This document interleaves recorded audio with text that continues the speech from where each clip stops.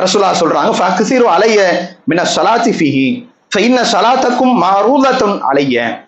நீங்கள் ஜும்மா நாளை அடைந்து விட்டால் என் மீது அதிகமாக ஸலவாத்தை ஓதுங்க அப்படின்னு ரசூலுல்லாஹ் சொல்றாங்க. அது எனக்கு எடுத்து காண்பிக்கப்படும் அப்படின்னு ரசூலுல்லாஹ் சொல்றாங்க. சொன்ன உடனே ஒரு சஹாபாக்கள் கேட்காங்க, யா ரசூலுல்லாஹ் கைஃப துரது ஸலாத்துனா அலைக்க, நாங்க சொல்லக்கூடிய இந்த ஸலவாத் என்பது உங்களுடைய மரணத்திற்கு பிறகு எப்படி உங்களுக்கு எடுத்து காட்டப்படும்? அவருக்கு சந்தேகம், மௌத்தாயிட்டா உடல்லாம் மண்ணோடு மண்ணா போயிடும், மண்ணோடு மண்ணா போன பிறகு எப்படி உங்களுக்கு கேட்கும் அப்படி அவங்க நினைச்சிட்டு கேட்கிறாங்க. அப்ப நபிகள் நாயகம் ஸல்லல்லாஹு அலைஹி வஸல்லம் சொல்றாங்க, அல்லாஹ் தஆலா எல்லா நபிக்கும் ஒரு அந்தஸ்தை கொடுத்திருக்கிறான், தன்னை மட்டும் ரசூலுல்லாஹ் சொல்லல. பொதுவா இறைவன் சொன்ன ஒரு செய்தியை அங்க அறிவித்து கொடுக்கிறான். இன்னல்லாஹ் அஸ்ஸ வஜல் ஹர்ரம அலல் அர்தி அஜ்ஸாதல் அன்பியாய்.